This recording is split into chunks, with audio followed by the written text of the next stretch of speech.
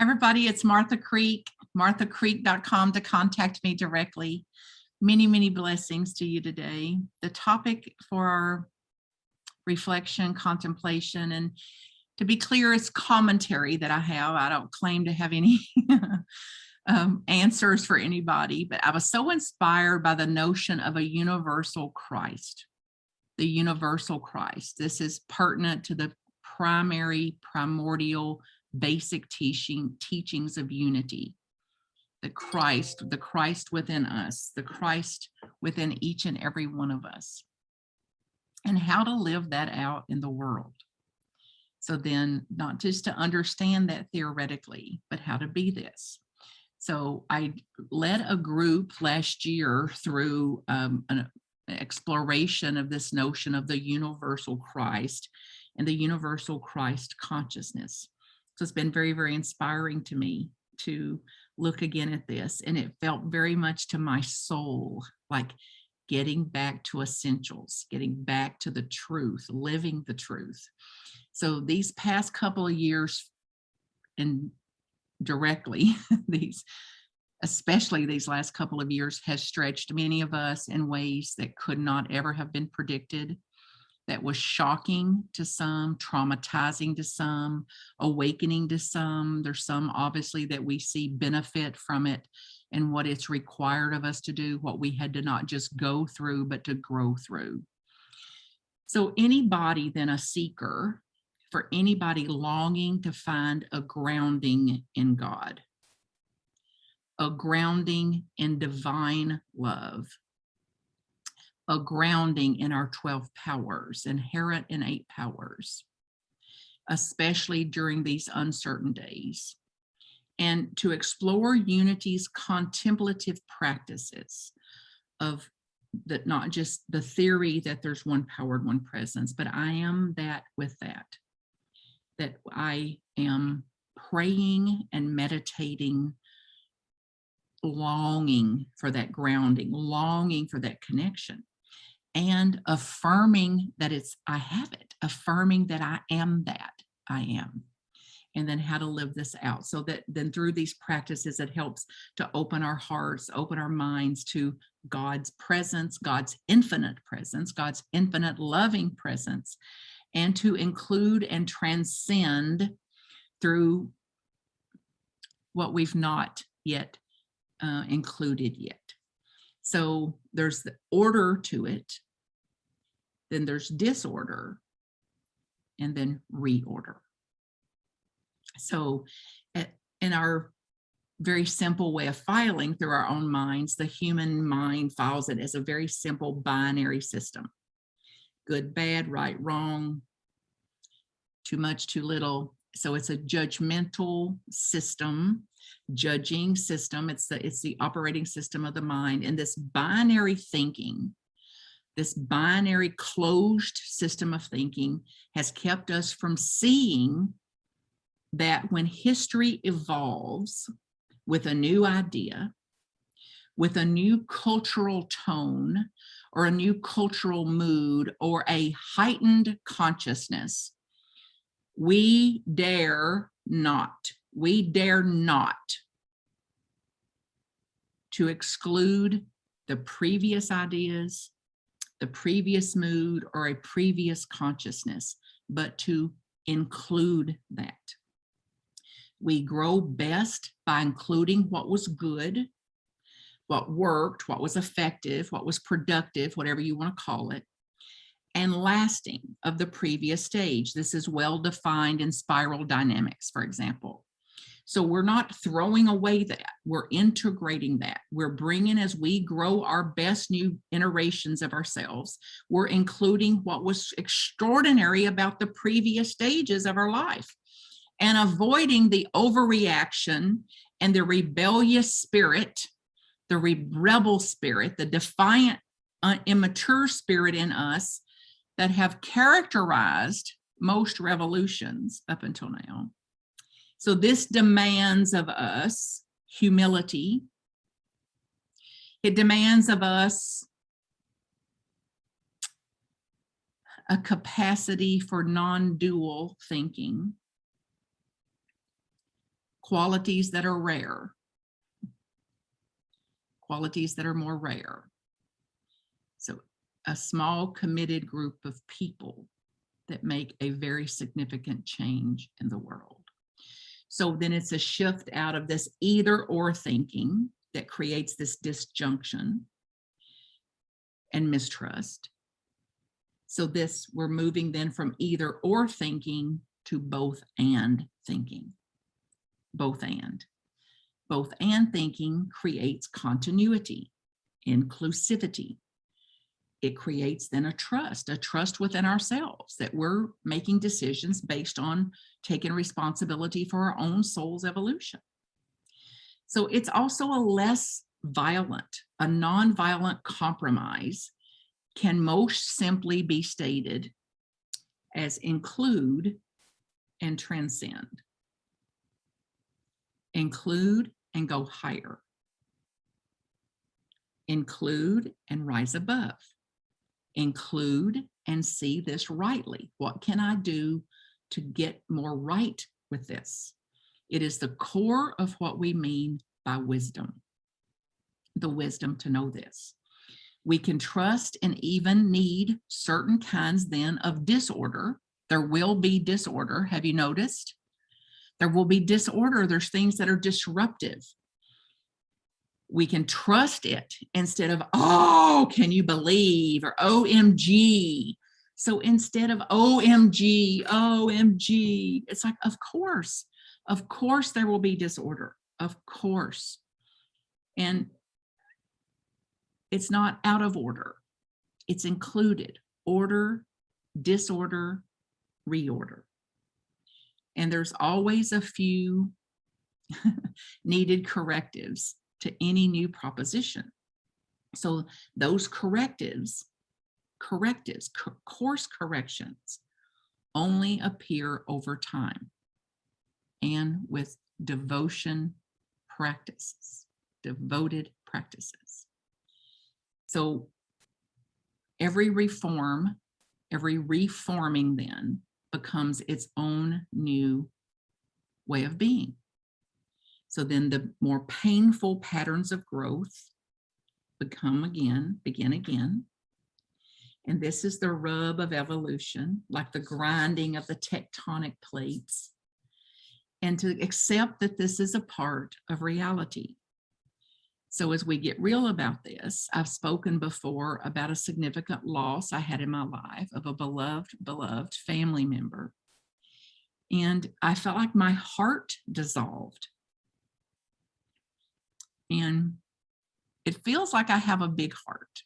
And who knows what's big, but I love my heart. I love how I feel in my heart. I love what my heart leads me to do. And it's like my heart dissolved. And I think about that, you've heard it so many times, like that caterpillar has to dissolve into goo and then reform itself to have legs and wings and be able to be that butterfly. So my heart dissolved. I don't know any other way to say it. I use words like recalibrated, readjusted, but the most honest word that most accurately describes what happened is my heart reformed itself.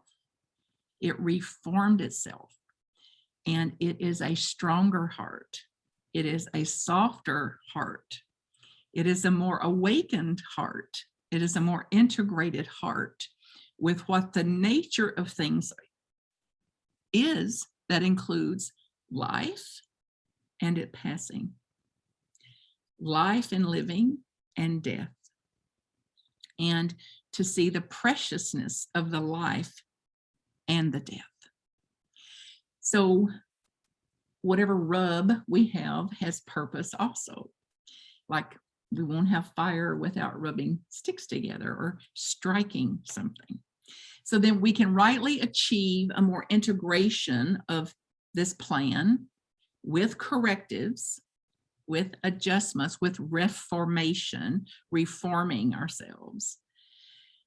And what we will call then, for the matters of this presentation, reorder.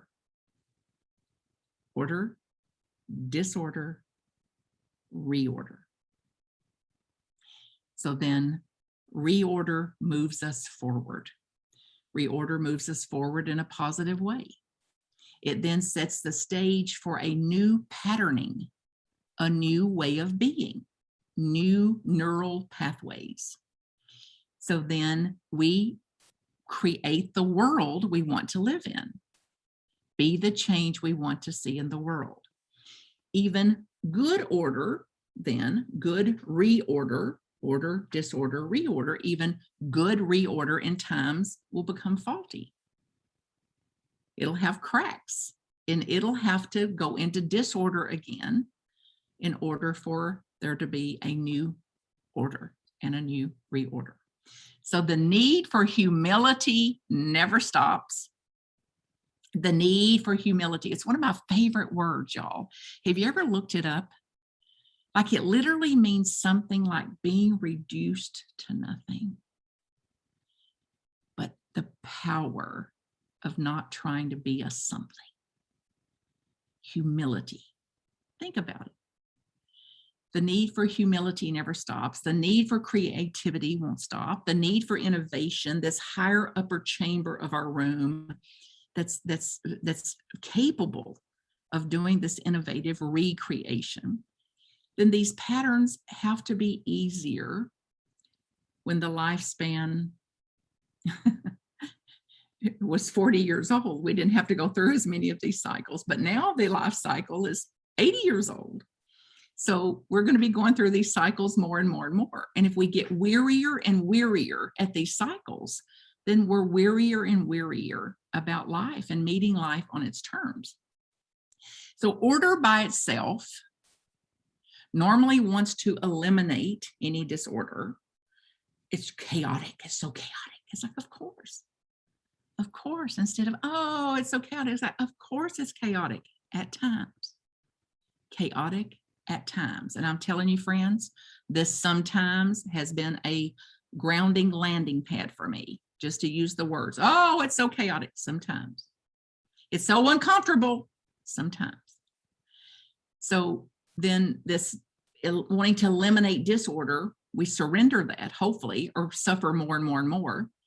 Then we get a more clear cognitive path that understands the need and the nature of all three. Then disorder by itself closes us off.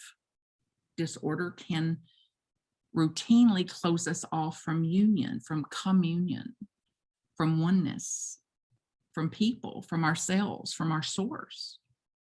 Instead of now, in the times of disorder, that's when I'm going to go deeper. In the times of that disorder, when there seems to be a crack, when there's a fissure, a break of some sort, I'm going in. I'm going to use my spiritual practice. I'm going to connect myself to source, even and especially in this disorder. And then reorder, the transformation of myself, the transformation of my old BS belief systems, the transformation of my old BS, the belief systems, the transformation of my old patterned instinctual knee-jerk way of being happens when I see how these work together. And we've got a lot of potential, infinite potential to navigate this, to begin again, to accept the laws of this, and to continue to wake up to this, what the scientists speak of, this vast energy of light, what the mythologies speak about as the journey, the fall, the return to home. Religions speak about as birth and sin and rebirth and failure and forgiveness and catastrophe and then hope. These cycles are built in the Garden of Eden, the fall, paradise, the Psalm of orientation, the Psalm of disorientation, the Psalms of new orientation. The Hebrew scriptures refer to it as the law, prophets, wisdom. Speakers refer to it as thesis, antithesis, synthesis, wholly affirming, wholly denying, wholly reconciling. So much here. Solution, dissolution, resolution, construction, destruction, construction, and often said in unity, life, crucifixion, resurrection. So think about this, friends, what it would mean for you in your life to make room for all of it. The prevalence of this recurring theme since all of recorded history now must be considered. So we're less surprised, less jacked up over it, less frustrated, less irritated, more resourceful, more innovative, more reforming, humble, willing, and the absolute certainty that progress is not a straight, uninterrupted line, that reorder moves us forward and then sets the stage for the patterns to begin all over again. So what does this demand of you? What does this demand of you as a leader, as a teacher, as a conscious evolutionary principle? More than anything else, humility, creativity, find a way, find a way. The virtues offer the detachments and patience that allow history to move forward. In life, God, universe submits.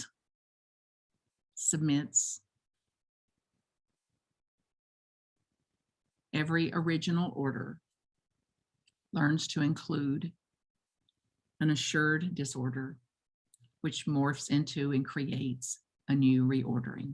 And we begin again and begin again and begin again. So begin to think about that today, how your life would shift,